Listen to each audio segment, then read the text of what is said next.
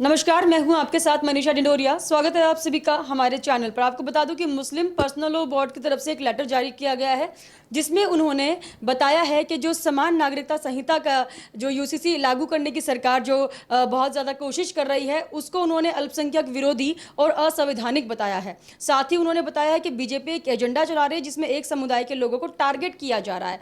अंबर जैदी इस वक्त मेरे साथ है। मैम, जिस तरीके से मुस्लिम पर्सनल लॉ बोर्ड इसको असंवैधानिक बता रहा है और अल्पसंख्यक विरोधी बता रहा है, आप क्या कहेंगी इस पर? देखिए, मैं तो इस मामले को लेकर यूनिफॉर्म सिविल कोड को लेकर हमारी याचिका है सुप्रीम कोर्ट में, और हम इसको डिमांड करते हैं, ये मांग करते हैं इस देश के इससे कि इस देश में यूनिफॉर्म सिविल कोड होना चाहिए, क्योंकि आर्टिकल 44 जिसकी हम बात करते हैं उसके अंतर्गत अब तक हमारे देश में आज़ादी का महोत्सव हम मना रहे हैं, 75वां साल चल रहा है, लेकिन आज भी इस देश में महिलाओं को, और ख़ासतौर से जब हम मुस्लिम महिलाओं की बात करते हैं, उनको आज तक संविधान के तहत समान अधिकार नहीं मिले। आर्टिकल 14 की बात कर लीजिए, आर्टिकल 14 सबको समान अधिकार इंश्योर करता है, धर्म, जाति और जेंडर से ऊपर उठकर, लेकिन फिर भी मुस्लिम महिलाओं को वो अधिकार नहीं मिले जो इस देश में हर और दूसरी महिला को मिले। तो हम वो अपने आप में ही संविधान के विरुद्ध हो जाता है कि अगर आपके साथ आपके धर्म के आधार पर डिस्क्रिमिनेशन हो रहा है इस देश में, तो इस देश की जो संविधान की आत्मा है वो उसके विरुद्ध है। तो हमारी ये मांग है, सबसे पहले तो उनसे सवाल ये होना चाहिए कि आप एक संविधान का जो आर्टिकल 44 है उसको आप असंवैधानिक कैसे बता देते हैं। उनको पढ़ना लिखना चाहिए, थोड़ा सा संविधान का या थोड़ी सी पढ़ाई लिखाई करें। हर मामले को असंवैधानिक बनाकर या धर्म के विरोध में बताकर वो कोई अच्छे साबित नहीं हो जाते हैं। वो 100 बार मुंह की खा चुके हैं। पहले भी ट्रिपल तलाक के मामले में उन्होंने कोर्ट में ये एफिडेविट दिया था कि जब हम लोग उस वक्त ट्रिपल तलाक पे काम करते थे कि औरतें नाक़िस अक्ल होती हैं, जिसका मतलब ये कि औरतें कम अक्ल होती हैं, इसीलिए उनको तलाक का अधिकार इस्लाम में नहीं दिया गया, जबकि इस्लाम में औरतों को तलाक लेने, देने और दिलवाने हर तरह का अधिकार है। ये एक षड्यंत्र के तहत महिलाओं को उनके अधिकारों से और उनके मेन स्ट्रीम से दूर रखना चाहते हैं, ताकि इनकी सत्ता बनी रहे और ये महिलाओं को घर में एक उपभोग की वस्तु समझते हैं। महिलाओं के अधिकारों की बात नहीं करते। हम भारत में रहकर महिलाओं को किसी भी महिलाओं के हमारे देश में ऐसा है कि धर्म के आधार पर बने हुए हैं पर्सनल लॉ की इजाज़त ही नहीं होनी चाहिए। पर्सनल लॉ क्यों है? एक डेमोक्रेटिक कंट्री में पर्सनल लॉ की ज़रूरत क्यों है? जब हमारे देश में जो क्रिमिनल कोड प्रोसीजर है, भारतीय दंड संहिता की हम बात करते हैं, वो सबके लिए एक जैसा है, तो फिर क्यों धर्म के आधार पर पर्सनल लॉज बने हुए? सबके लिए एक जैसा होना चाहिए।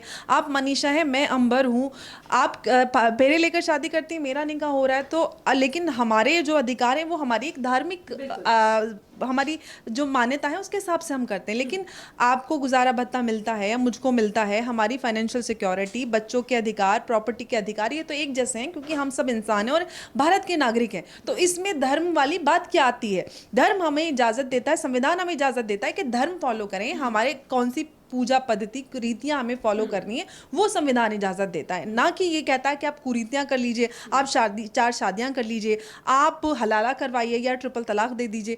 किसी भी कुरीति की इजाज़त नहीं देता, या महिलाओं को उनकी प्रॉपर्टी में अधिकार ना मिले, इनहेरिटेंस ना मिले, या उनको सक्सेशन का अधिकार ना हो, या उनको अडॉप्शन का अधिकार ना हो। ये मानव अधिकार है, ये मानव अधिकारों की बात है, महिला अधिकार की बात है।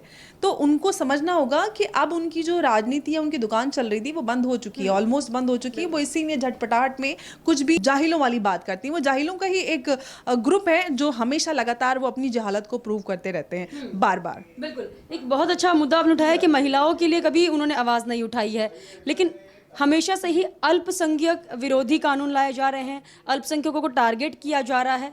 क्यों इतना अल्पसंख्यकों को भड़काने की कोशिश all India Muslim personal law board की तरफ से की जा रही है? देखिए, all India Muslim personal law board की तरफ से पहली बार नहीं है। ये मामला कोर्ट में कई सालों से हमने, क्योंकि हमारी याचिका कई साल से कोर्ट में है, और वो कोर्ट में भी वही अपोज कर रहे हैं इस याचिका को, और अभी भी, और अब लगातार वो बार बार इस तरह के बयान देते रहते हैं कि ये असंवैधानिक है, ये भारत की मूल भावना या एकता अखंडता पे प्रहार है। कोई ये पूछ लीजिए कि अगर भारत में जो भारतीय दंड संहिता है वो मुसलमानों पर भी वैसे ही लागू होती है जैसे हिंदुओं पर लागू होती, क्या वो उस पर एकता अखंडता पर प्रहार नहीं है? वो उनको अगर आप मांगते हैं पूरी तरीके से शरीयत, तो आप मांगिए। फिर मुसलमानों के लिए शरीयत अलग कर दी जाएगी कि आप, अगर आप क्रिमिनल कोड, कोई भी क्रिमिनल केस आता है तो उसमें मुसलमानों को शरिया के के तहत सजा दी जाएगी। तो आधा, अगर आप आधा चीज मांगते हैं, आधा आधा, कड़वा कड़वा थू थू और मीठा मीठा हप हप, आप ये जानबूझकर करते हैं ताकि आम लोगों में इस तरह की धारणा रहे कि भाई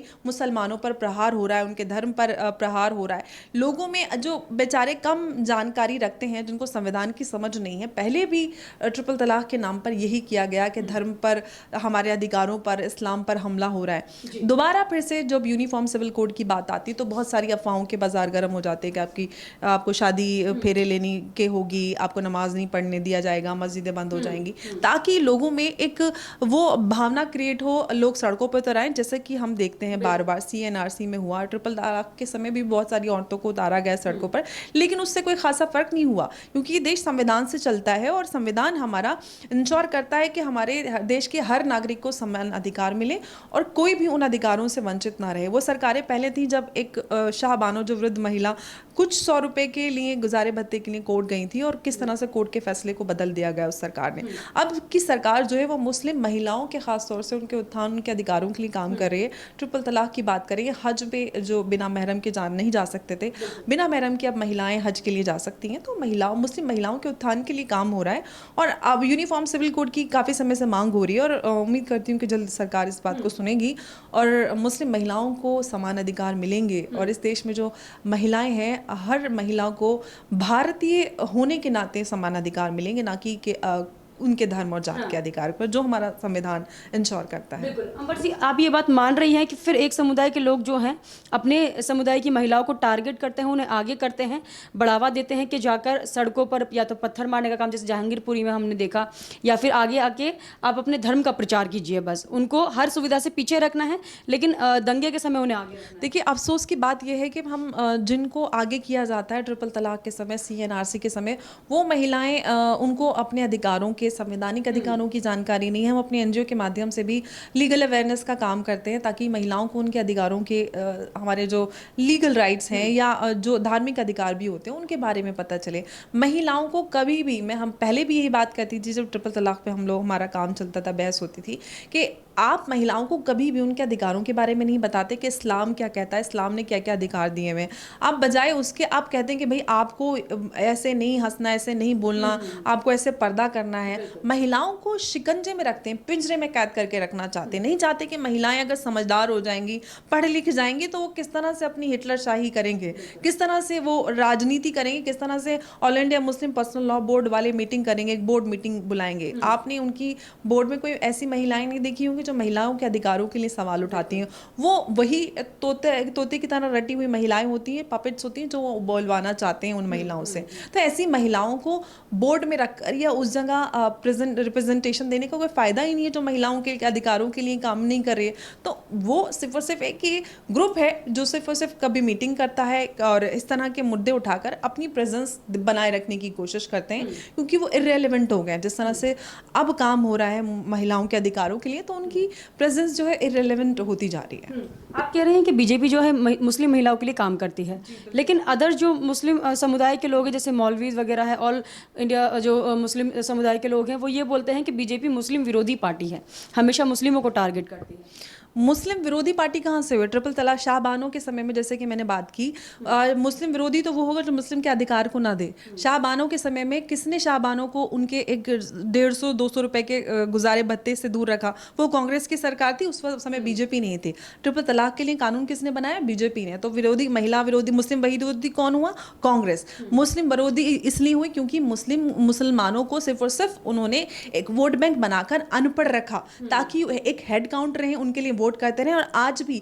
जबकि आज मुसलमानों की स्थिति पॉलिटिकली इररेलेवेंट हो गई, ना तो वो कहीं पे सत्ता में कोई बहुत बड़े लीडरशिप में है, सिर्फ और सिर्फ उनको ये डराया जाता है कि बीजेपी, कहते हैं ना जंगल में शेर आया, बस उसी लिए मुसलमान भगदड़ मचाने के लिए इस्तेमाल किए जाते हैं कि भाई बीजेपी RSS आ गई, आपके धर्म पे प्रहार हो रहा है, आपके ऊपर प्रहार हो रहा है, आप खतरे में, और वो डर के शोर मचाना शुरू कर देते। तो उनका काम सिर्फ शोर मचाने के लिए उनको लगाया हुआ है कि आप डरते रहिए बीजेपी RSS से, और वो उनकी राजनीति चमकवाने के, उनको समझ में नहीं आ रहा है कि आप किस तरह से इस्तेमाल हो रहे हैं। लेकिन ये बदलाव आ रहा है मनीषा, कि लोग समझ रहे हैं, बहुत सारे मुसलमानों में बदलाव आया है। हमने उत्तर प्रदेश के चुनावों में भी देखा कि जो पोलराइजेशन की कोशिश की गई हिजाब का जो मुद्दा रहा उसके थ्रू, वो लोगों पर उतनी असर नहीं की।